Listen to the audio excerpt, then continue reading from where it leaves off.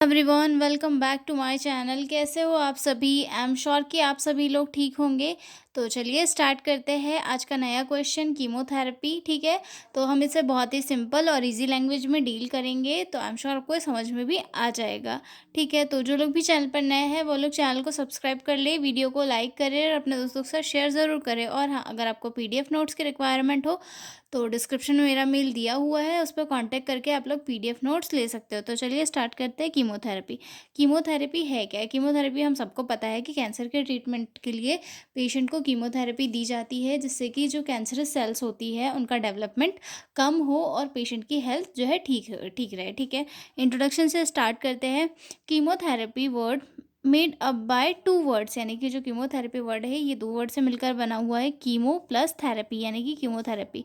Chemo that means कि chemical, और therapy यानी कि ट्रीटमेंट देना, यानी कि केमिकल्स के थ्रू किसी पेशेंट को ट्रीटमेंट देना। ठीक है, chemotherapy means use of chemical agents, either synthetic or natural, that have selective toxicity for cells of infection causing microorganism and malignant tumor without causing harm to living cells or tissues of a man or animals। यानी chemotherapy एक ऐसी therapy होती है जिसमें कि ऐसे chemicals का use किया जाता है जो या तो सिंथेटिक भी हो सकते हैं या तो फिर नेचुरल भी हो सकते हैं, यानी कि उन्हें बनाया भी जा सकता है या फिर वो नेचुरल सोर्सेज से मिलते भी है। दैट हैव सेलेक्टिव टॉक्सिसिटी, मतलब जिसमें कि एक सेलेक्टिव टॉक्सिसिटी होती है कि जो है इन्फेक्शन कॉजिंग जो माइक्रो ऑर्गेनिज्म होते हैं, यानी कि जिन माइक्रो ऑर्गेनिज्म के कारण जो इन्फेक्शन हो रहा है सिर्फ उनको अफेक्ट करे, और जो malignant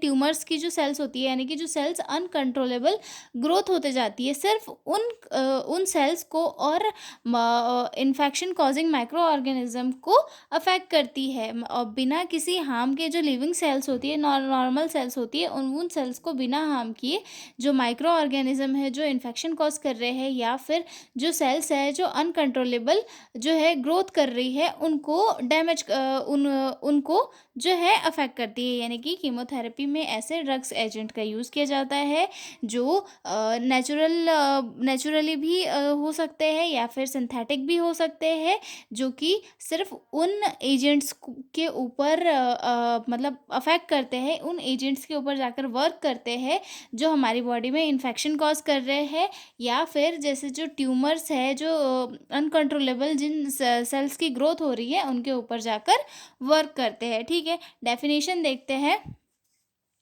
Chemotherapy is the drug therapy which is used of chemical substances, especially cytotoxic drugs, to treat cancer by destroying rapidly dividing cells. यानी कि कीमोथेरेपी जो है कि एक ऐसी ड्रग थेरेपी होती है जहाँ पर केमिकल सब्सटेंसेस का यूज़ किया जाता है, स्पेशली साइटोटॉक्सिक ड्रग्स का, जो कि कैंसर की जो सेल्स होती है उन्हें मतलब डिस्ट्रॉय कर सके, यानी कि जो कैंसरस सेल्स होती है जो रैपिडली ग्रोथ करते जाती है उन्हें ख़त्म कर सके। ठीक है, एम्स देखते हैं कि कीमोथेरेपी के क्या क्या एम्स हो सकते हैं। ठीक है, तो सबसे फर्स्ट क्योर फॉर कैंसर, यानी कि कैंसर का क्योर करना, जो कैंसर वाला पेशेंट है उसके का जो कैंसर है उसे रिड्यूस करना।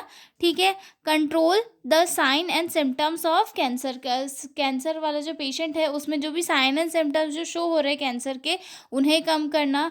Control and decrease the cancer affect, जो कैंसर है किसी पेशेंट को अगर कैंसर है तो उसे कंट्रोल करना और उसके जो इफ़ेक्ट है उसे कम करना। ठीक है, अब देखते हैं पर्पस ऑफ कीमोथेरेपी। एम देखा था, पर्पस, ये दोनों आप जो है मिक्स करके लिख सकते हो। ठीक है, पर्पस है to decrease size of tumour, मतलब जो किसी पेशेंट के बॉडी में ट्यूमर हो रहा है जो उसकी नॉर्मल एक्टिविटी में ये कर रहा है, दिक्कत दे रहा है, जैसे कि इंटेस्टाइन में ट्यूमर हो गया तो वो ऑब्स्ट्रक्शन कॉज कर रहा है, तो मतलब उसका साइज रिड्यूस किया जाता है कीमोथेरेपी के थ्रू, ताकि जो पेशेंट है उसकी बॉडी नॉर्मल जो है वर्क कर सके। To control sign and symptoms, मतलब जो कैंसर के कारण जो पेशेंट की बॉडी में साइन एंड सिम्टम्स शो हो रहे हैं उनको कंट्रोल करना।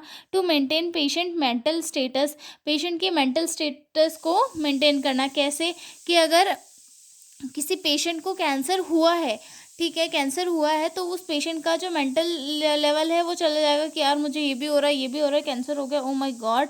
लेकिन कीमोथेरेपी के थ्रू जो है उसके सिम्टम्स कम होंगे, जिससे कि उसके मेंटल लेवल पे उतना ज़्यादा स्ट्रेस नहीं आएगा, तो उसके थ्रू जो है उसका मेंटल जो स्टेटस है वो भी कंट्रोल रहेगा। ठीक है, to provide comfort and decreased adverse effect of cancer, मतलब पेशेंट को जो है कंफर्ट प्रोवाइड करना और कैंसर के एडवर्स इफेक्ट से को रेड्यूस करना। ठीक है, अब आगे देखते हैं क्लासिफिकेशन ऑफ कीमोथेरेपी। कीमोथेरेपी के क्या क्या क्लासिफिकेशन है।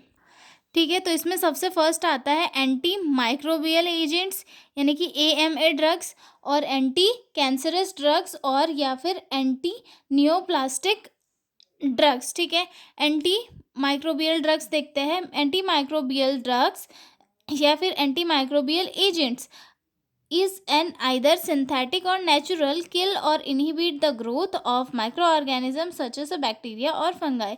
मतलब ये जो है ऐसे ड्रग्स होते हैं जो सिंथेटिक भी हो सकते हैं या फिर नेचुरल भी हो सकते हैं। ये जो है बैक्टीरिया के ग्रोथ को इनहिबिट करते हैं या इनहिबिट करते हैं और जो है उन्हें डिसीज़ कॉज करने से रोकते हैं, जैसे कि बैक्टीरिया, वायरस, फंगाई हो गया, इनकी ग्रोथ को ये कम करते हैं। ठीक है, उसके बाद आते हैं AMA एजेंट्स को दो इसमें क्लासिफाई किया है। माइक्रो माइक्रो बैक्टीरियोसिडल होता है और ये दूसरा आता है माइक्रोबायोस्टैटिक। माइक्रोबायोसिडल में क्या आता है, an agents kill the micro organisms, for example penicillin और सिफेलोस्पोरिन। मतलब ये जो माइक्रोबायोसिडल जो होते हैं कीमोथेरेपी के एजेंट्स, वो जो है माइक्रो ऑर्गेनिज्म को डायरेक्ट किल कर देते हैं। ठीक है, जैसे कि पेनिसिलिन हो गया या फिर सिफेलोस्पोरिन हो गया। ठीक है, और यहीं पर आता है माइक्रोबायोस्टैटिक। माइक्रोबायोस्टैटिक में क्या आते हैं, ये जो ड्रग्स होते हैं ये उनके जो वायरस या बैक्टीरिया है उनकी जो मल्टीप्लिकेशन है उन्हें कम करते हैं। ठीक है, chemical compound which prevent growth multiplication of micro organism, for example sulphonamides. मतलब ये जो है माइक्रो ऑर्गेनिज्म की ग्रोथ को कम करते हैं, जिससे कि जो डिसीज़ है वो कम हो जाती है। ठीक है, उसके बाद जो दूसरे आते हैं यानी कि एंटी कैंसरस ड्रग्स या फिर एंटी नियोप्लास्टिक ड्रग्स। ठीक है, एंटी कैंसरस ड्रग यानी कि एंटी कैंसरस से ही समझ में आ रहा है कि कैंसर से प्रिवेंट करने के लिए दिए जाते हैं। Anti cancerous drug are use to destroy, kill, shrink और slow the growth of cancerous cells and prevent cancer from spreading.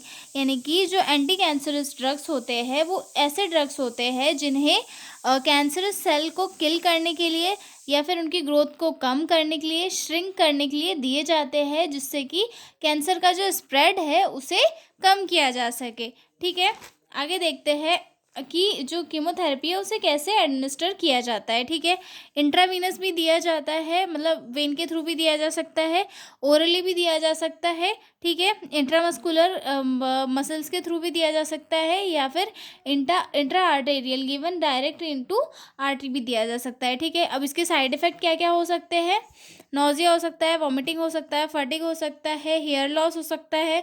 Hair loss हम लोग अधिकतर जो कैंसर वाला पेशेंट हो उसमें देखने के लिए मिलता है हमें।